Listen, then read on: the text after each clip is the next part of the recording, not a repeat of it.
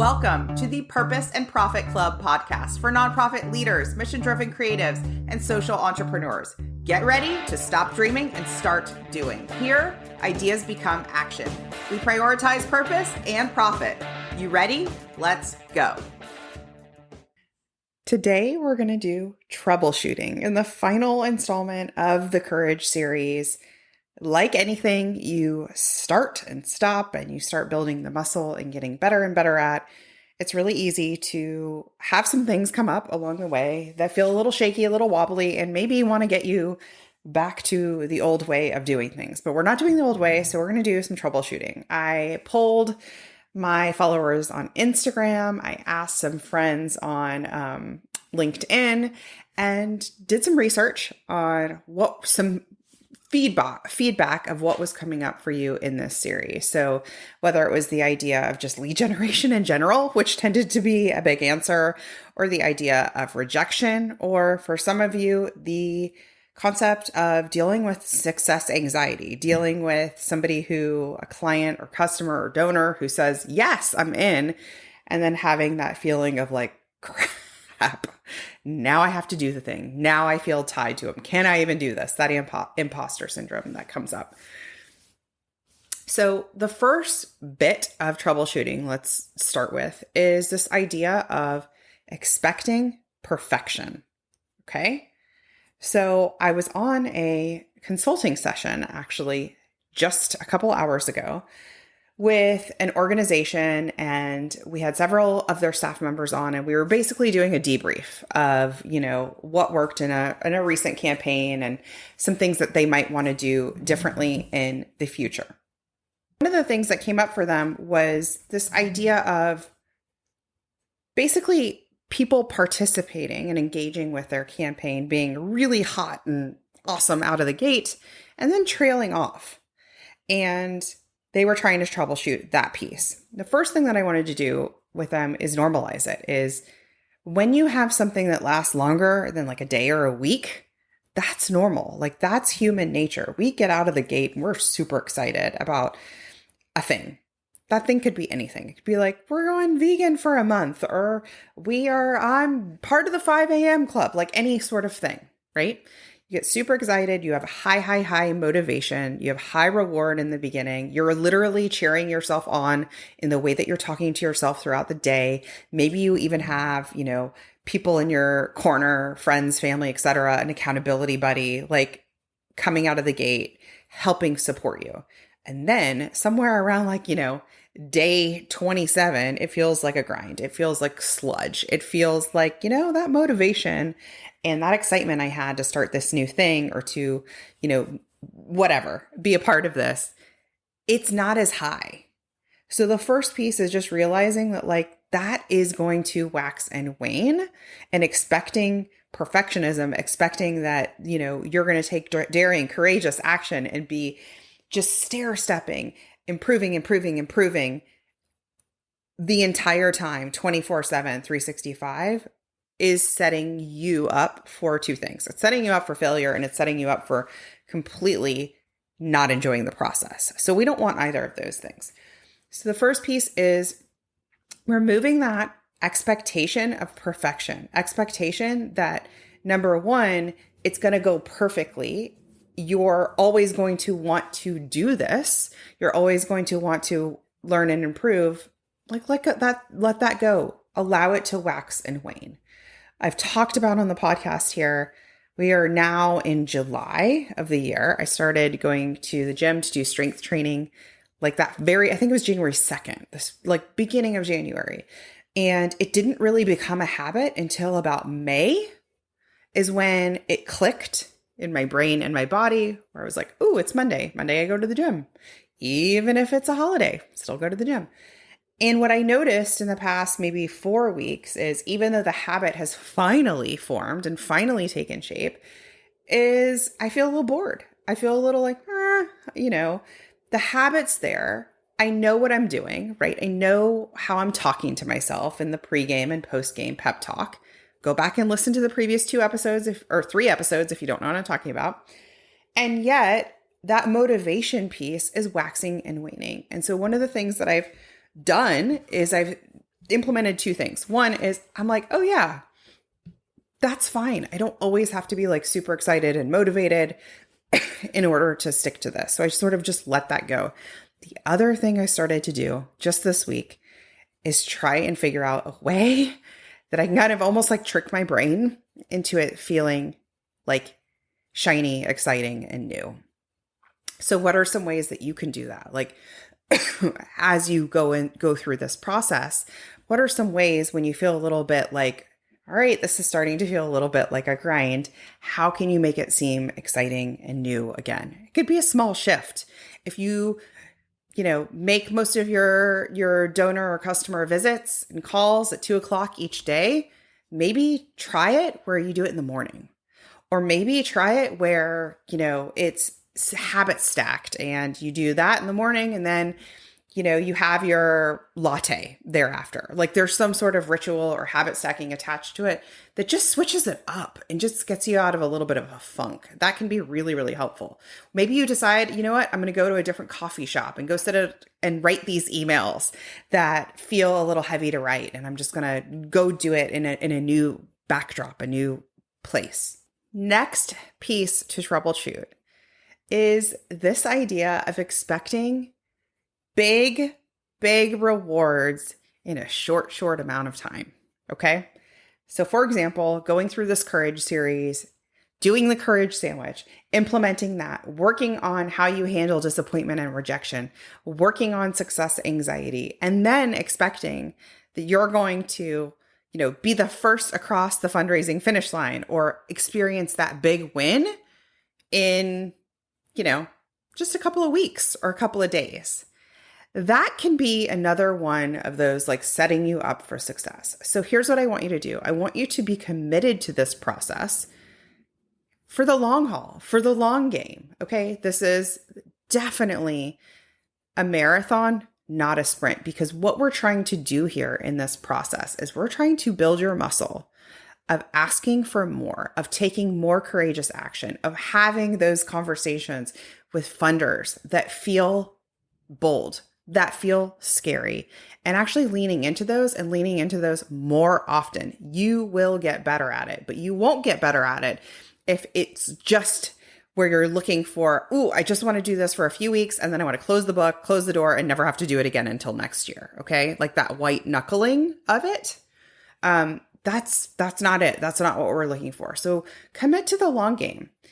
Whenever I teach like live cohorts of my programs, one of the things that I tell them is typically I want you to commit to this for 6 months. So before, you decide, air quotes, it's not working, I want you to commit to it for 6 months.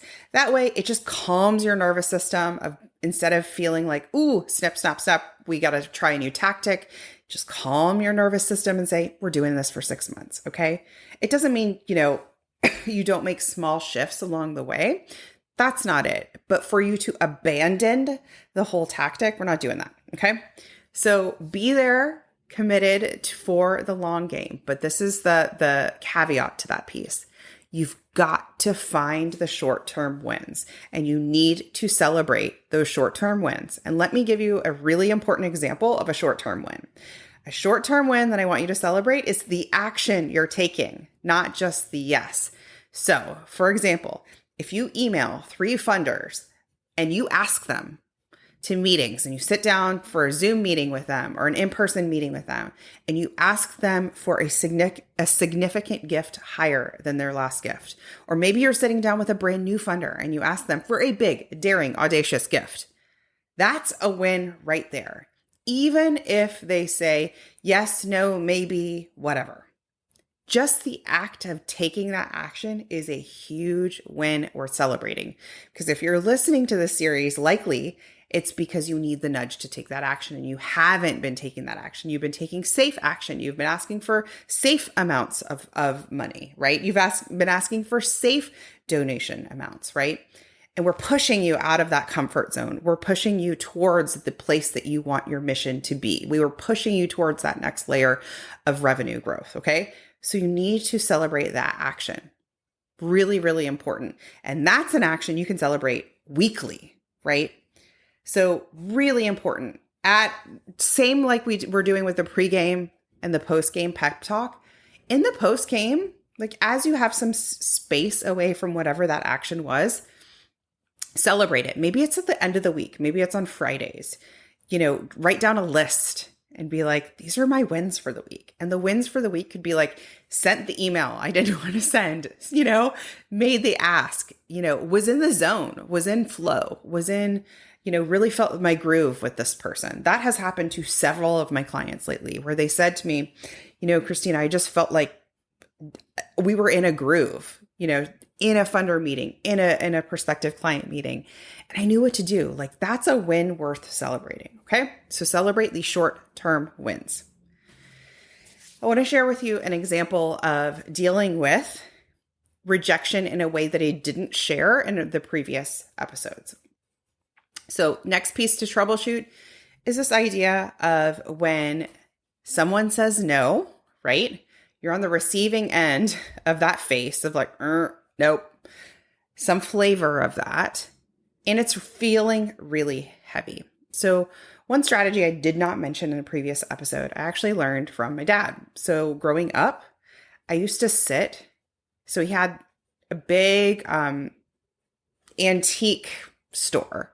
And in the antique store was an auction part of like a big, what am I even trying to say? He called it an auction gallery, but it was just a big space, almost like with stadium seating, but I bet, or like movie theater seating. So there were those like little fold down chairs. And then the main stage area would be where they would bring out the different cases, the different items to sell live, like in a live auction, with the auctioneer that's like, like that. It was actually really fun to watch because it was like very active, engaging, like it was a cool environment. Okay. And his auctions were big deals. They happened several times a year. I'm going to say maybe 4 to 6 times a year, something like that. That's what I'm thinking. And people would come in town. A lot of his customers would come in town for these auctions, and they would usually be 3 days, okay, over the course of a weekend.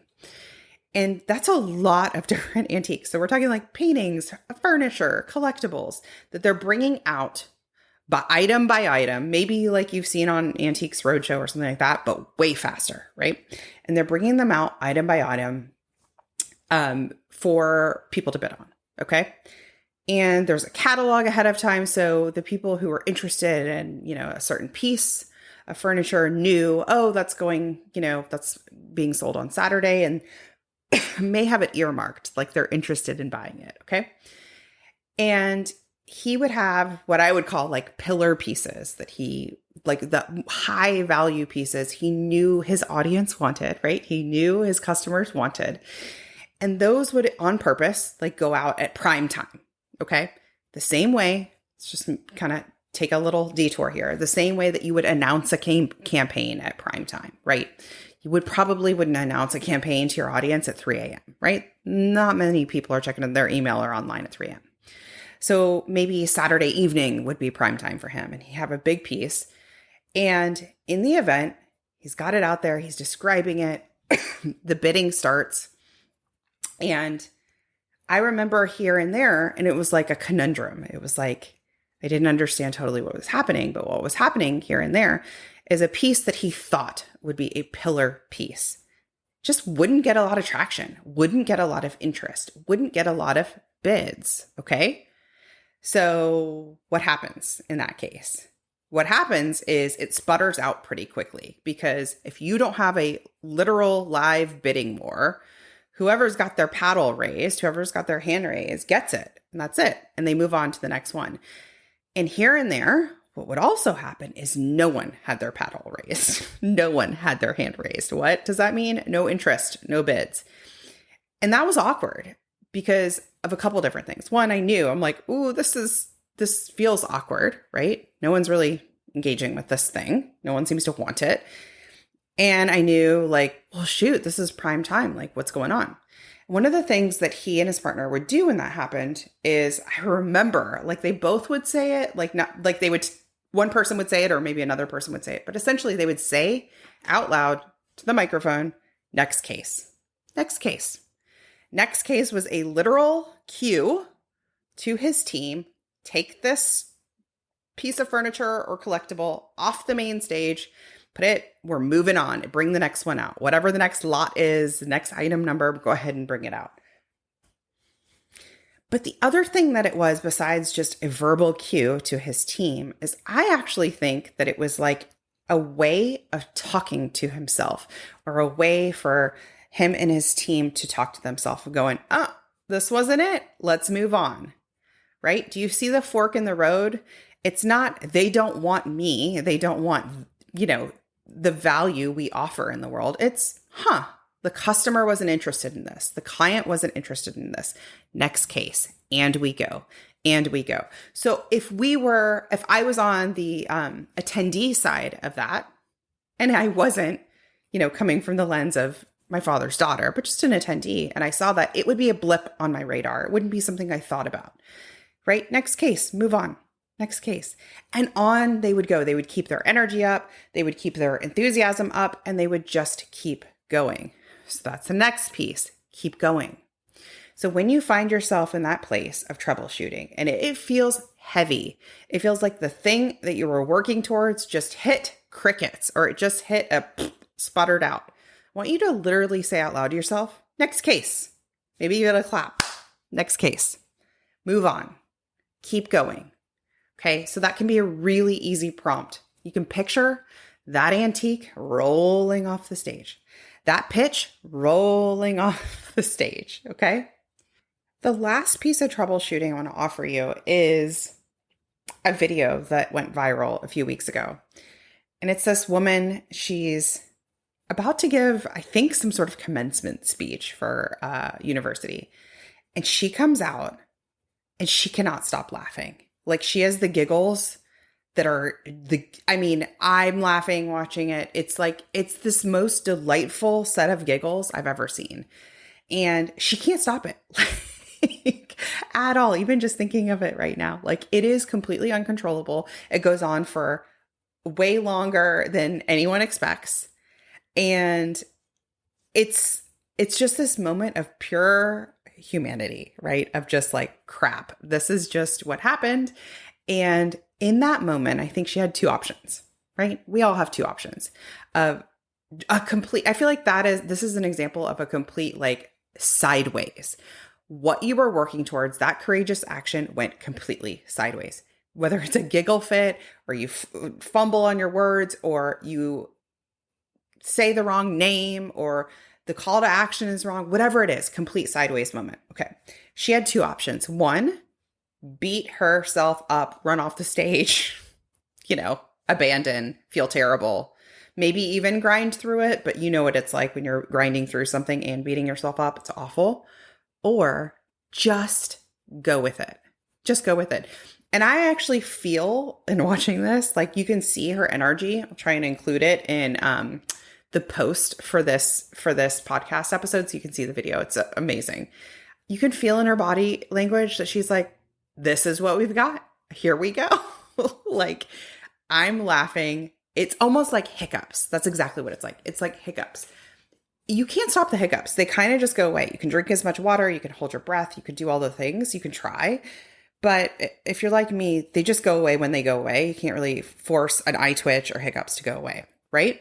So you almost have to accept it, and then it goes away. And that's kind of what happens, is you kind of see her just go, here we go, laughing fit. So if that happens to you, and I don't mean a literal laughing fit, but the thing, it goes sideways. I want you to work on, in the moment, instead of going beet red, and maybe you go beet red, but instead of telling yourself, I shouldn't be beet red, I'm sweating, I'm blah, this is a disaster, just going, well, this will be a story to tell. This is what we've got. Or maybe even if you're feeling really self-conscious, I'm a human having a human experience. Like, this happens. This happened to the person giving the commencement speech, and this is the flavor that's happening to me. Don't forget that for whatever sideways thing that you're experiencing, even if the sideways thing is embarrassing, or even if the sideways thing is just it going sideways, just, I've had my clients tell me that a donor's gotten mad at them. A donor has had a very abrupt conversation that was like, whoa, I wasn't expecting that. This is what we've got. I'm a human having a human experience, right? You're not a mind reader, and that's okay. You're not perfect, and we don't want you to be.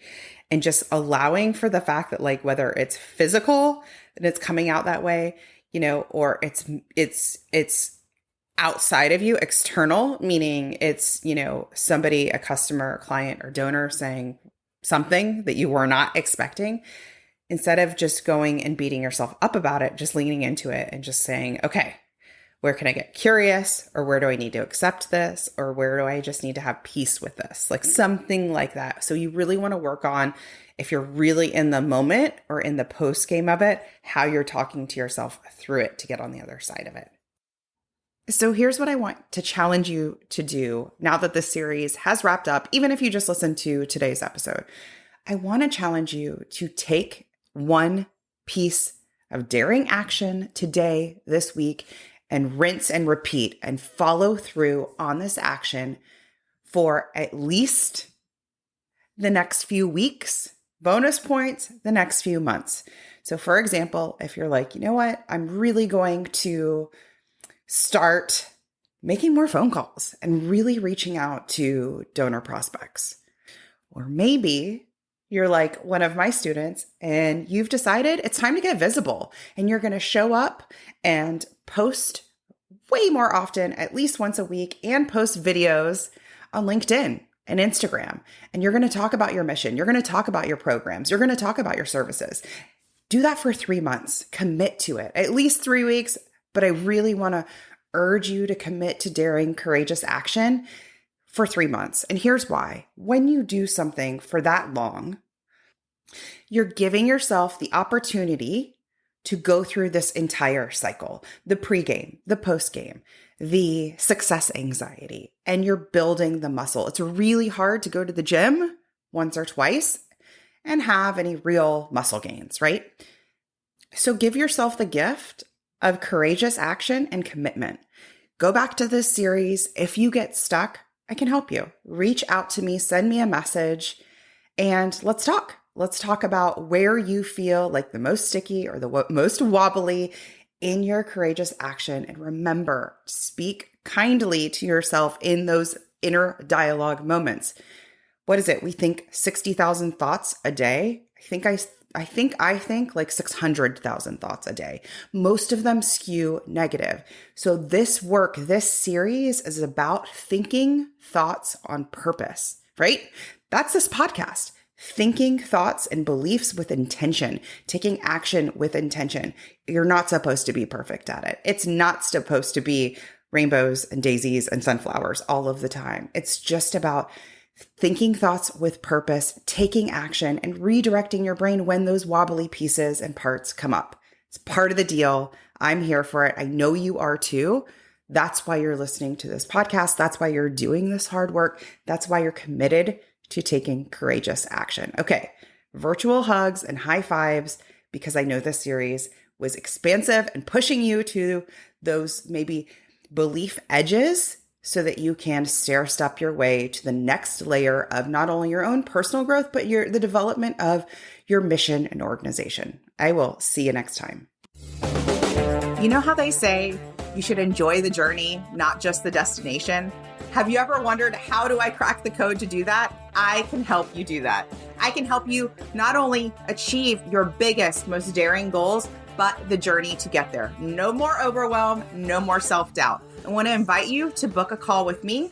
Go to splendidatl.com/book.